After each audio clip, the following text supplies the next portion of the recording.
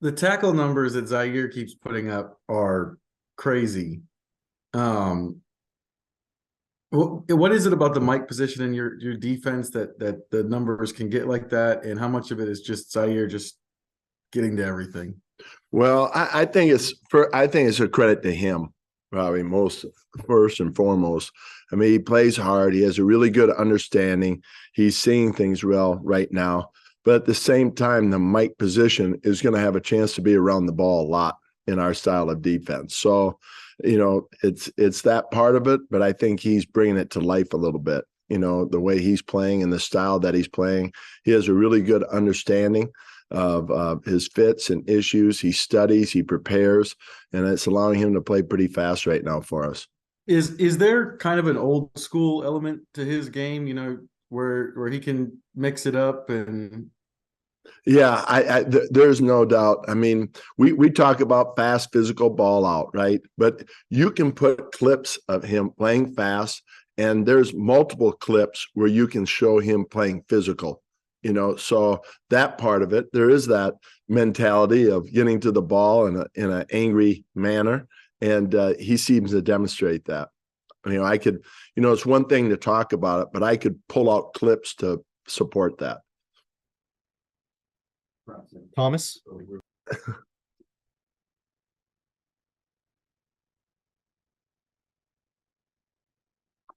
Thomas? Yeah.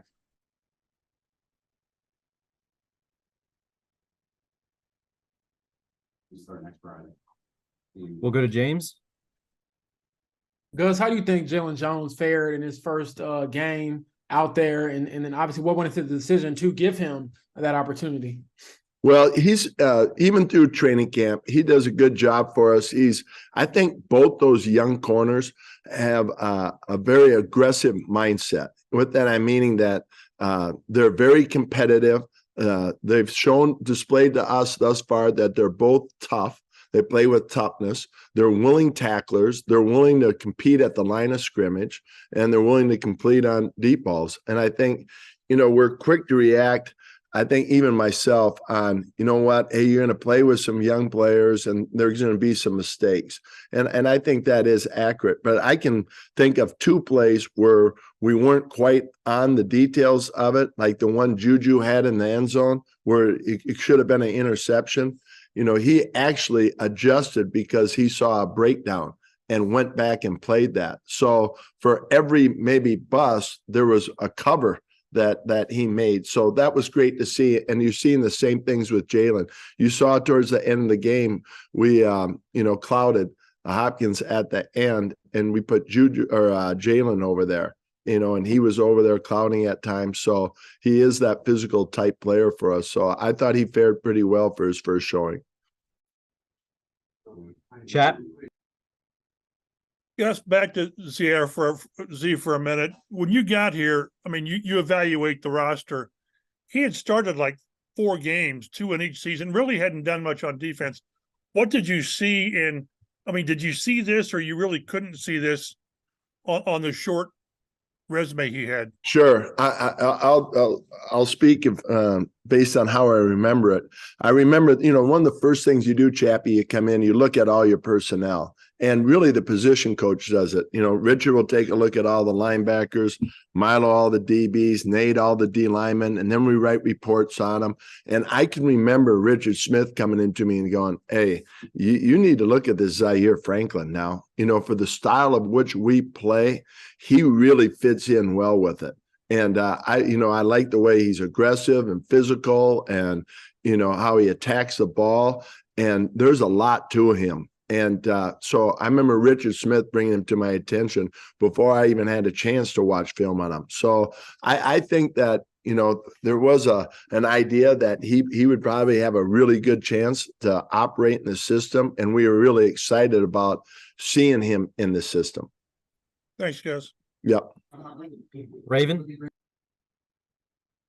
You just kind of touched on Juju and Jalen Jones and what you've seen from them over the past few weeks, but they didn't play week 1. They're replacing Dallas Flowers and DJ on that outside position. So just what do you want to see from them this week? Because you've already talked about it, how the Jags have opponent passing game. So what do you want to see them to do to try to contain it? Well, I mean, they're up. Every week is challenges, right? I mean, last week we talked about a couple of their receivers, and now this week it'll be the same. This is a really, really good receiving core, and they've got multiple ways to hurt you in the passing game. So it'll be a great challenge for them. So it's a whole new set of issues that come up, and it's that preparation part. They got to study the receivers. And, I think there's one thing studying the scheme, and that's what DBs do. They study the scheme. But for corners, it's also, the types of releases, the style of routes they run. So it's that individual time that they need to spend watching the receivers that I think, we got to keep building with those younger guys. Nate? Hey Gus, I'm just curious where you feel like Dio Adengbo's kind of taking the biggest jump from, now compared to like when you got here. Yeah, I think just consistency, Nate. He is a physical. He's playing very tough for us right now, setting the edge. We were rotating him, and then with Quiddy went down, his numbers went up, and so we're asking more of him. And he's doing a really good job. If Dio has a certain edge about him where he's playing with that edge, he's a really, really good player for us. And I think that's what he's developed, maybe compared to earlier, when we were with him. He's got that edge about him where he's out there just to prove something. And I think you see that in his play. So we just need to keep that edge. He needs to keep that edge. Stephen? Hey Gus, Chap actually took my question about Zaire, but I actually have to take it a step further. He's a very diligent guy who I know before you got here, he wasn't playing on defense, but he just really embraced special teams and went all the way in on that. Is there kind of a lesson for young guys to look at a guy like Zaire who waited a long time to get his turn, and found a way to be valuable to the team, and then that patience has paid off for him? Right. I think I can share this with you. And I would say that our defensive players would say it's consistent with what words come out of my mouth. I'm a big believer, as I think all of us are, that when you give and ask nothing in return, it comes back twofold. And I think, so many times, in the NFL or players, they'll give, but they'll want a little something in return. And it's trying to keep it pure. No, just give to give. And I think that's the lesson. That's what Zaire Franklin does. He's a special teams player. He gives his heart and soul to the team and to the special teams. He's on defense, and he gives to the younger players, and he gives to the defense and to this team. And so to me, it's not surprising that he's having some success come back twofold, because that's what he does. And I think that's the biggest lesson with our guys is just give. I'm struggling right now, I know, but just give to this team and watch and let it come back twofold, and expect nothing in return. And if I'm retired in 20 years from now, hopefully, or whenever that time is, and I would always say, hey Z, I'm going to share your story. Is it okay? Because what a great lesson to teach younger players, right? Just give to the team, give to the defense, give to your teammates, and it should come back twofold. And he's a classic example of that. Kevin? Gus, when you look back on the week one meeting, I know you brought up how your corners are different from that matchup, but what are some of your takeaways from what you learned from week one? Yeah, I think we got great respect for their receiving core, great respect for the quarterback and their passing game. They do a great job scheming, trying to get guys, with matchups. So, it's a difficult task. They've got a lot of weapons, the running back, the running game. So it really stretches you on all facets of the game, the run game, the pass game, the play action, the RPOs.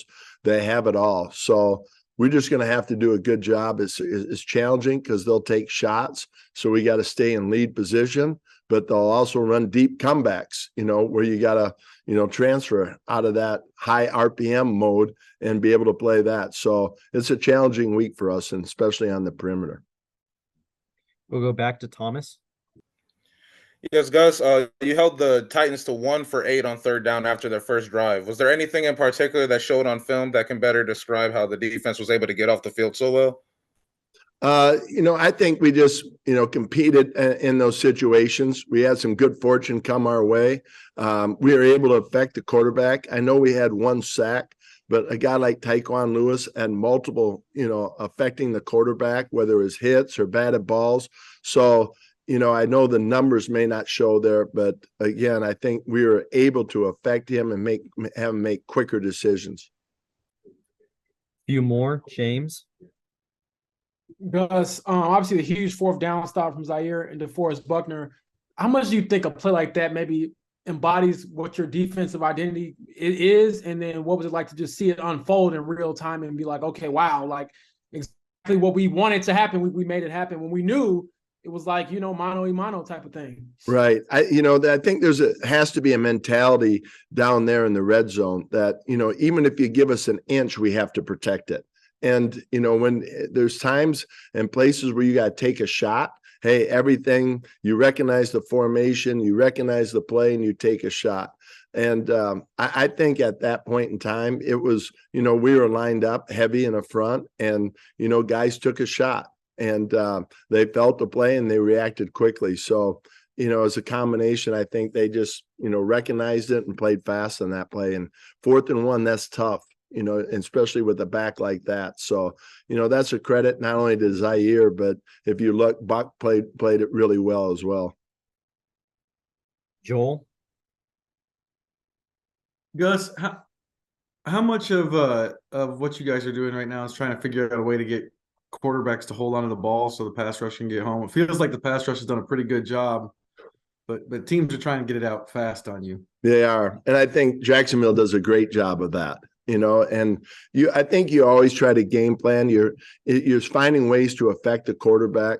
At times, we're looking to at least make him hitch where he can't go to his first option. If we can take that away and he can hitch, and then we, talk to our D line. If we can get him to hitch on the back end, then we need to find a way to get home. But it's difficult, quick game and things like that. This team is, he throws with a high completion percentage. So it'll be a difficult task this week to get him to hitch. Last question for Nate. We've talked about how you've trained both Julian Blackman, Nick Cross at the nickel a little bit. They have a little experience there. Have you looked at all into maybe playing them in that spot? Is that maybe an option you have to manage just some of the injuries you have at the outside corner positions? Because I know Kenny can play outside a little bit too. Are you talking about both Julian and Kenny, or Julian and Nick, or just Nick? Both of them are like either of them like nickel options at times. Do you think? Yeah, I think we're really pleased with Julian right now. He's playing really well for us right now. Nick has been cross trained. Nick could play free, strong, nickel. So he's got the flexibility for us that we kind of trained him for, if something should happen that we need to look at him as an option. Tony Brown's doing a good job as a backup nickel. I think if, hopefully nothing happens, but if he had to go in for a play or two, I don't think we would, blink. I think he's a guy that knows the system pretty well, but to have that depth there, but I think something would have to happen in order for, a couple injuries or something like that for us to consider that.